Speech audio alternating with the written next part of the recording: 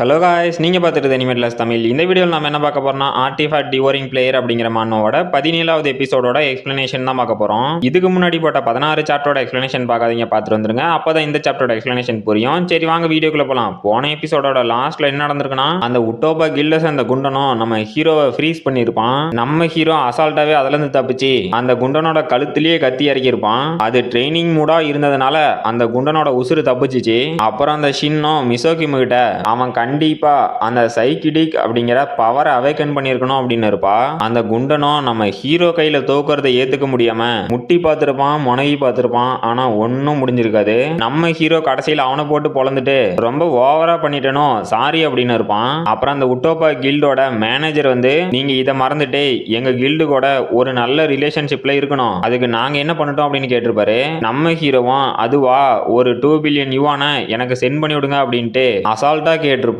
அவரும் நாங்க இன்ஸ்டால்மெண்டா சென்ட் பண்றோம் அப்படின்னு இருப்பாரு. இதோட போன எபிசோட் முடிஞ்சிருக்கோம். சரி வாங்க இந்த எபிசோட்ல என்ன நடக்குதுன்னு பார்க்கலாம். இந்த எபிசோடோட ஸ்டார்டிங்லயே நம்ம ஹீரோவோட வீட்டுக்கு வெளியில சியோன்ஜோஷின், நீங்க வெளியே வாங்க, நீங்க உள்ளதான் இருக்கீங்கன்னு எங்களுக்கு தெரியும். சியோன்ஜோஷின், நீங்க அந்த உட்டோபா கில்டு கூட என்ன டீலிங் போட்டீங்க, அப்புறம் நீங்க உள்ள என்னதான் பண்ணிட்டு இருக்கீங்க, இல்ல ஒருவேளை மிசோகிம் கூட பேசிட்டு இருக்கீங்களா, உங்களுக்கு அந்த எடின் கில்டு கூட என்ன ரிலேஷன்ஷிப் அப்படின்னு அந்த பிரஸ் மீடியாலாம் நம்ம ஹீரோட வீட்டுக்கு வெளியே நின்று கத்தி கூச்சல் போட்டுட்டு இருக்கானுங்க. நம்ம ஹீரோவும் கதவு திறந்துட்டு, எவன்டாது என்ன கொஞ்ச நேரம் நிம்மதியா தூங்க விடுங்கடா, முதல்ல நீங்க இங்க இருந்து போய் தொலைங்கடா அப்படின்னு கத்துறான். அப்ப அங்க இருக்க பிரஸ சேர்ந்த எல்லாருமே, சியோன்ஜோஷின் வந்துட்டாரு, நீங்க எனக்கு தான் உண்மையை சொல்லணும் அப்படின்னு ஒவ்வொருத்தனும் அடிபட்டுக்கிட்டு, எங்க கிட்ட இருந்து எந்த ஒரு உண்மையும் மறைக்க முடியாது, முழுசா நடந்தது என்னன்னு சொல்லுங்க, நீங்க இப்ப மிசோகிம் கூட ரிலேஷன்ஷிப்ல இருக்கீங்க தானே அப்படிங்கிறானுங்க. நம்ம ஹீரோவும், ஏண்டா இந்த மாதிரி ரூமர்ஸ்லாம் யாரா பரப்பி விடுறானுங்க, என்ன நிம்மதியாவே இருக்க விட மாட்டீங்களா அப்படின்ட்டு.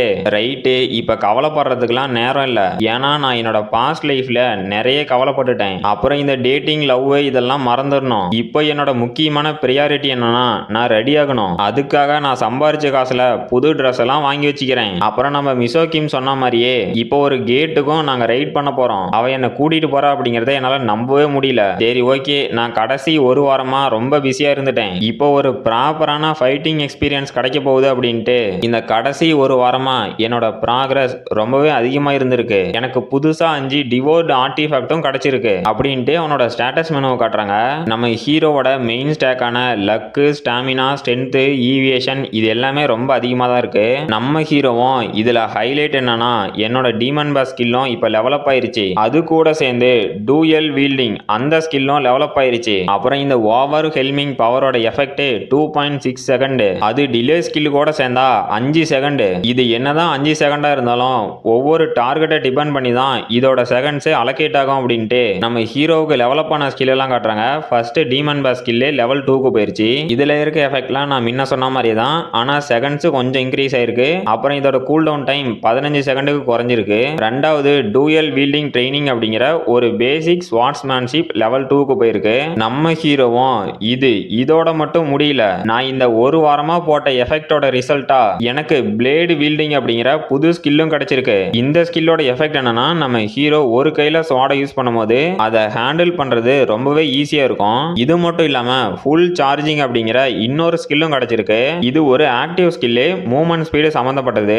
இதோட எஃபெக்ட் என்னன்னா, நம்ம ஹீரோ ஒரு டார்கெட்டை ஃபோக்கஸ் பண்ணி அட்டாக் பண்ணி அந்த டார்கெட்ல டேமேஜ் டீல் பண்ணா அப்படின்னா இந்த ஸ்கில் ஆக்டிவேட் ஆகி அந்த டார்கெட்டோட எல்லா மூவ்மெண்ட்டையும் ரெஸ்ட்ரிக்ட் பண்ணிரும். நம்ம ஹீரோவும் ஒரு பெரும் மூச்சை விட்டுட்டு எப்படியோ இந்த கேட் ரைடுக்கு தேவையான ஸ்கில்ல கலெக்ட் பண்ணியாச்சு. அதோட சேர்த்து இதுக்கு பேக்கப் பிளானான அந்த மூவ்மெண்ட் ஸ்பீடு அந்த ஸ்கில்லும் இருக்கு. அப்புறம் இப்ப கிடைச்சிருக்க ஸ்கில் எல்லாம் தான் என்னோட லாஸ்ட் பேட்டில்ல ரொம்பவே லேகிங்கா இருந்துச்சு. என்னால என்னோட ஃபுல் பர்ஃபார்மன்ஸை கொடுக்கவும் முடியல. ஃபர்ஸ்ட் அந்த உல்ஃப் கூட சண்டை போடும் போது எனக்கு நிறைய காம்பேட் டெக்னிக்ஸ் தெரியல, அதனால நான் சாகர நிலைமைக்கு போனேன். ரெண்டாவது அந்த சோயி ஃபர்ஸ்ட் கூட சண்டை போடும் போது ஈஸியா ஒரு டிராப்ல மாட்டிட்டேன். அங்க மட்டும் எனக்கான லக்கும் என்னோட மூவ்மெண்ட் ஸ்பீடும் இல்லை அப்படின்னா கண்டிப்பா என் கதை முடிஞ்சிருக்கும். அப்புறம் என்னதான் எல்லாரும் நான் ஸ்ட்ராங் ஆயிட்டேன் அப்படின்னு சொன்னாலும் என்னோட பாஸ்ட் லைஃபை மாத்துறதுக்கு இந்த பவர்லாம் போதாது. நான் இதுலயே லாக் ஆயிட்டேன் அப்படின்னா என்னோட பாஸ்ட் லைஃபை சேஞ்ச் பண்ண முடியாது. அதனால என்னோட ப்ராக்ரஸை நான் கண்டினியூஸா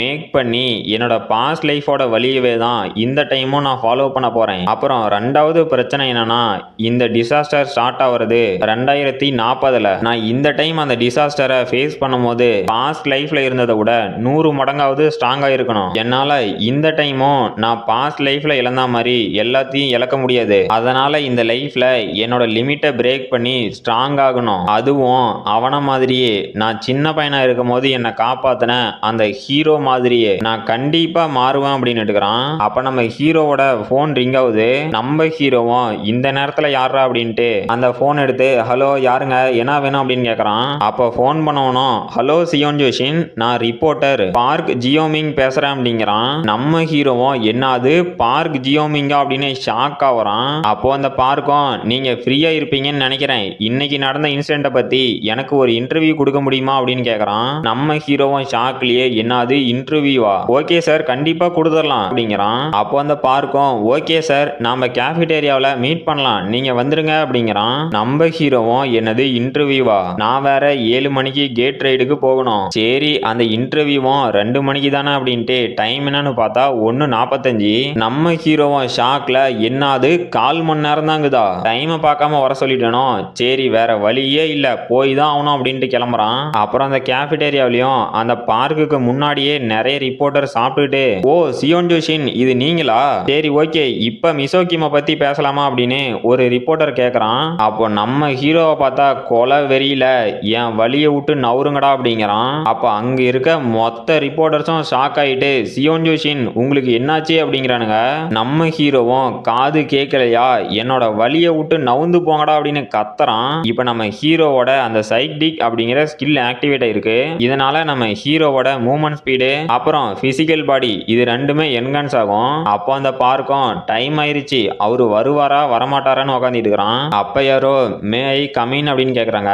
அப்போ அந்த பார்க்கும் ஓ வந்துட்டீங்களா வாங்க வாங்க சியோன் ஜோஷின் எப்படி இருக்கீங்க வாங்க வந்து உட்காருங்க, நான் ஏற்கனவே காஃபி ஆர்டர் பண்ணிட்டேன் அப்படிங்கிறான். நம்ம ஹீரோவும் அவனோட வீட்டுல இருந்து இந்த கேஃபிடேரியாவுக்கு வரத்துக்குள்ள நொந்து நூடுல்ஸ் ஆகி தான் வந்துக்கிறான். அந்த வெயிட்டரும் யாரா இந்த பேய் அப்படின்னு ஷாக் ஆகுறாங்க.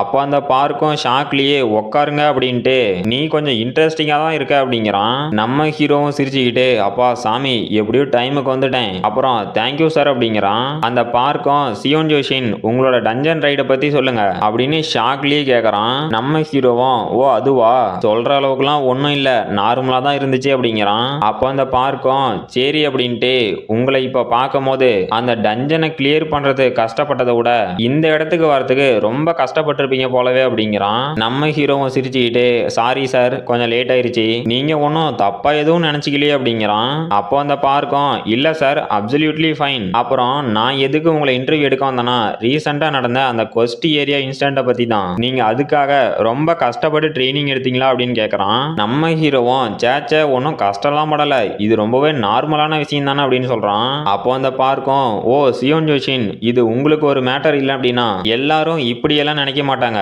இப்போதைக்கு நீங்க தான் இந்த பிளேயர்ஸுக்கு நடுவுல ஒரு சென்டர் ஆஃப் அட்டென்ஷனா இருக்கீங்க, ஒரு எக்ஸ்பீரியன்ஸ்டு பர்சன் முடிக்க வேண்டிய டஞ்சனை நீங்க புது பிளேயரா வந்து கம்ப்ளீட் பண்ணிருக்கீங்க, இதனால ரேங்கிங் சிஸ்டத்துல ஒரு புது மாற்றமே ஏற்பட்டிருக்கு, அப்புறம் உங்களை எல்லாரும் சூப்பர் நியூபி அப்படின்னு கூப்பிடுறாங்க அது தெரியுமா அப்படின்னு கேக்குறான். நம்ம ஹீரோவும் காஃபி குடிச்சுக்கிட்டு என்னது சூப்பர் நியூபியா இது நல்லா தானே இருக்கு அப்படிங்கிறான். அப்புறம் அந்த பார்க்கும் சரி ஓகே சார் இப்போ உங்க மேல நிறைய கில்டு இன்ட்ரெஸ்டா இருக்காங்க, நீங்க எந்த கில்டுல ஜாயின் பண்ண போறீங்க அப்படின்னு கேக்குறான். நம்ம ஹீரோவும் ஆமா நான் ஒரு கில்டுல ஜாயின் பண்ணணும், நீங்க எடின் கில்டு அப்புறம் மத்த கில்டு என்ன சொன்னாங்கன்னு கேள்விப்பட்டீங்களா அப்படிங்கிறான். அப்போ அந்த பார்க்கும் இல்ல சார் நான் அப்ராட்ல இருக்க கில்ட பத்தி பேசுறேன் அப்படிங்கிறான். நம்ம ஹீரோலாம் என்னடா சொல்ற அப்படின்னு ஷாக் ஆகுறான். அப்போ அந்த பார்க்கும் ஆமா சார் இது அன்அபிஷியலான நியூஸ் தான், இங்க இருக்கிறது மொத்தம் 5 ஃபாரின் கில்டு, இவங்க கண்டிப்பா நாளைக்கு உங்களை காண்டாக்ட் பண்ணி அவங்களோட கொரியன் பிளேயர் அசோசியேஷன்ல ஜாயின் பண்ண சொல்லுவாங்க, அது கூடவே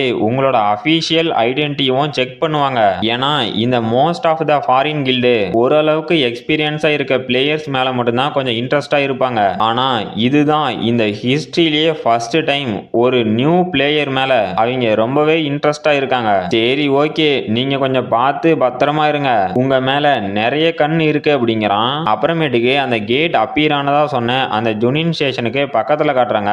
நம்ம ஹீரோவும் அந்த பார்க் சொன்னதெல்லாம் கேட்டு ஷாக்லயே நடந்து வந்துகிட்டு நான் தனியா ஒரு கில்டு ஆரம்பிச்சு சோலோவா பர்ஃபார்மன்ஸ் பண்ணலான்னு பார்த்தா என்னடா புதுசா ஃபாரின் கில்டு அப்படின்னு என்னென்னமோ சொல்றானுங்க, ஆனா அதெல்லாம் இப்ப எனக்கு ஒரு பெரிய விஷயமாவே தெரியல, என்னோட பாஸ்ட் லைஃப்ல இந்த ஃபாரின் கில்டுல ஏதோ ஒண்ணுல ஜாயின் பண்றது தான் என்னோட வாழ்நாள் கனவாவே இருந்துச்சு. ஆனா கடைசி வரைக்கும் இது என்னோட கனவாவே போயிருச்சு. ஆனா இந்த டைம்ல அதுவும் அவேக்கன் ஆகி ஒரு 10 நாளான நியூ பிளேயர் மேல அந்த ஃபாரின் கில்டு இன்ட்ரெஸ்டா இருக்கா. சீரியஸா இது ரியலா இல்ல கனவா அப்படின்னு என்னால நம்பவே முடியல அப்படின்ட்டு ஓ மிசோகிம் நீ இங்க தான் இருக்கியா அப்படிங்கிறான். அப்ப நம்ம மிசோகிமோ சியோன்ஜூன் இங்க வா நாங்க இங்க தான் இருக்கோம். இந்த கேட் அப்பியர் ஆகிறதுக்கு இன்னும் கொஞ்சம் டைம் இருக்கு. நாம அது வரைக்கும் வெயிட் பண்ணி தான் ஆகணும் அப்படிங்கிறா. நம்ம ஹீரோவும் என்னடா இது உண்மையாவா நம்ம மிசோகிம் பின்னாடி இருக்க அந்த பர்சன் அது அவங்களா அப்படின்னு ஷாக் ஆகுறான். அப்புறம் இதோட அந்த சாப்டர் முடிஞ்சு போச்சு. இந்த வீடியோ பிடிச்சிருந்துச்சுன்னா மறக்காம லைக் பண்ணுங்க, ஷேர் பண்ணுங்க, சப்ஸ்கிரைப் பண்ணுங்க. நாம அடுத்த வீடியோல பார்க்கலாம்.